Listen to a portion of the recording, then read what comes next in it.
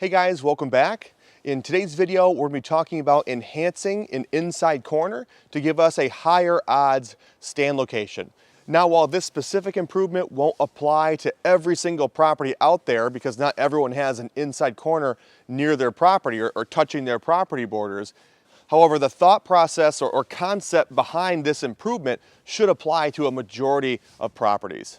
And before we actually get into how we're going to be enhancing this inside corner, first, I wanted to give you guys a little background behind this area of the property and the reason why we're going to be putting in this improvement in this particular location. About 60 yards over my right shoulder, I have a property border with two different neighbors. I have a neighbor that owns an ag field to my east, and I have a neighbor that owns a woodlot to the southeast. So there's a little corner where all three of our properties touch, and that also happens to be the inside corner of that ag field. And for those of you guys that are unfamiliar, an inside corner is oftentimes the back corner of an open ag field where two edges of cover meet. And why this is one of the areas that we really like to focus on throughout the hunting season is because this is an area that naturally consolidates deer movement. Deer rarely want to expose themselves and would rather remain within cover, even if that means walking a little bit out of the way. So if you have a deer that's on my property and wants to get to my neighbor's property, the woodlot to the southeast, most likely that deer is not going to be walking through that open ag field. That deer is going to walk the property line of mine and cut that corner and then start walking the edge of my neighbor's property. Rarely do these deer cut the middle of that open ag field. A lot of times they want to run my property line and then cut into my neighbor's property line. So inside corners, and this inside corner is no different, are areas where deer movement is consolidated. So if there's a deer on my property that wants to get to my neighbor's woodlot, again, it's not going to walk through that open field, most likely. Most likely what that deer is going to do, it's going to walk through my property and cut that corner. So depending on where that deer is located, it could walk right to that corner, could walk up my edge and cut the corner. You know, there's multiple trails that deer can take while cutting that corner. And because there's a lot of deer traffic that move around these inside corners, these areas receive a lot of attention from hunters as well. And again, this inside corner is no different. There are two neighboring stand locations that are trying to capitalize on the movement around this inside corner, and one of them is about 5 feet from the property line facing this property. So there's a few different challenges that I'm trying to solve. The first is that even though the deer movement is being consolidated with this inside corner, there's a few different trails that they can be taking to cut that corner. And so I want to try to consolidate that movement even further. The second is I have a lot of heavy neighboring hunting pressure right near that inside corner. And so if possible, I want to try to push those deer away from that neighboring hunting pressure. And in order to accomplish this, we're going to be creating a blockade on our side of the inside corner to again consolidate the deer movement and push the deer movement away from that neighboring hunting pressure. Now, when creating a blockade or a tornado zone like this right on the property border, there is some level of risk associated with that. There's no guarantee that the deer are always going to be traveling on the inside of this blockade.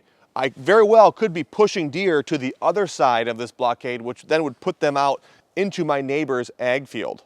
However, deer don't normally want to be exposing themselves by running out into that open field. They would much rather stay in cover, even if that means moving about 40 yards inside the wood line and then cutting that corner. So you just want to make sure that you're always taking that into consideration when you're creating some sort of a blockade or a tornado zone right on your property borders when you have hunting neighbors. So now let's dive into how we want to actually enhance this inside corner. And we briefly touched on how we're creating a blockade to consolidate the deer movement and push them more into our property and again away from that neighboring hunting pressure. But that's not the first step. The first thing that we want to do is figure out how we want these deer to move around this inside corner. There are going to be several trails that these deer are going to be using depending on where they're coming from as they want to cut that corner. And you want to try to narrow that down to one. The trail that moves the deer through your property exactly how you want them to move through. The trail that you do select, make sure that it makes sense. Make sure that the deer have a reason to travel on that particular trail. Now, we know that they want to cut this inside corner, so there's enough of a reason to take the trail just from that. But as the trail wraps around the corner and comes into your property, make sure that there's a reason for those deer to be on that trail. Whether you're leading them to a bedding area, whether you're leading them to a food plot, give them a reason to be on this trail. That's going to really increase the chances and condition the deer to use that particular trail. And so what we did to enhance this location is we did find a trail that wraps around the inside corner. However, the trail that we selected does not cut the corner close to the field edge. We found a trail that is further within the cover, deeper in the cover, away from the field edge. So instead of having to worry about two different neighbors trying to capitalize on the movement around this inside corner, so what this is going to do is it's going to force the deer into the cover more, away from that field edge, away from the neighbor who has a stand 5 feet from the property line facing into our property. So again, the first step is to find a trail that you want to encourage those deer to use. The next step is what we talked about earlier, and that's to create a blockade or a tornado zone where you do not want these deer to travel. And creating these blockades is fairly simple. You really are just trying to make an area that's impassable. So it's very annoying for you to walk through, very annoying and inconvenient for the deer to walk through, and they are very lazy. They're most likely going to walk around one side or the other. And because the other side of this example is an open field, most likely they're going to be walking around the inside of this blockade. Just like with cutting a bedding area, I prefer to cut my larger trees first. Just traditionally fell those trees. Don't fight tree lane. Just drop those trees. And I like to cut those larger trees down first for a few reasons. The first is when you start hinge cutting those smaller trees, you don't want those hinges to get caught up in those larger trees. And if you are cutting your larger trees after you hinge cut the smaller trees, those large trees are going to come down really hard and they're going to smash through and break all of your hinges. So if you can, cut those larger trees down first. Once you have those larger trees down, then I like to start to hinge cut those smaller diameter trees. Now, unlike creating a bedding area, when I'm creating a blockade, I make sure that all of my hinge cuts are lower, anywhere from waist high to thigh high. And that's for a few different reasons. The first reason is because we're trying to create a blockade. I don't want these deer to be walking through this area. If you're cutting these hinge cuts at chest high or shoulder high, the deer are going to be able to walk through the area. You're not going to be blocking movement, and you could potentially be creating some preferred bedding conditions. So we don't want that within a blockade. We want to make sure that we're cutting low because we do not want these deer to be able to move through this area. The second thing I just mentioned, we don't want the deer to be bedding in this area. And if the deer can't move through this area freely, they're not going to feel comfortable bedding in this area. Deer do not want to feel trapped or claustrophobic within their bedding areas.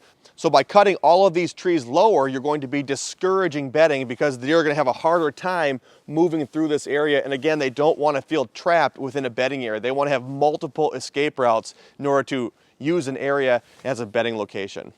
Another thing you want to try to do when creating a blockade, when you're dropping or hinging these trees, is that you're dropping these trees over one another. For the exact same reasons that we just talked about, you want to try to discourage movement through this area. And the harder you can make it to walk through this area, the greater chance you have of the deer working around the outside edge. And again, we do not want to encourage bedding in this location, and by dropping trees over one another, making it really hard to walk through, the deer are not going to feel safe bedding in this location. Now, I'm not going to say that you're never going to have a deer that's going to bed up next to one of these logs or one of these tops, but this is not a preferred bedding location. So now that we have the trail that we want the deer to use as they work around this inside corner selected, and we have our blockade or our tornado zone created just inside the property border to encourage the deer to use the trail that we selected, the final step is to add a mock scrape and a water hole within bow range of our stand location. Placing a mock scrape and a water hole on the trail that we want these deer to use is going to really help condition those deer to use that trail. So even though there's going to be a little bit of an adjustment period, over time, the trail that we want them to take, the trail that we want them to use as they wrap around this inside corner, taking it is going to become second nature to them. This trail is going to become a generational trail. And again, the mock scrape and the water hole are incentives to help encourage and condition the deer to use this trail. Well guys, it's gonna wrap it up for today's video on enhancing an inside corner. Hopefully this makes sense. I do know that not everybody has an inside corner near their property, but hopefully you can use the same concept of creating a blockade to consolidate deer movement on your property. If you do have any questions whatsoever, please drop those in the comment section below. I'll get back to those as soon as I can, and we will see you guys in the next video.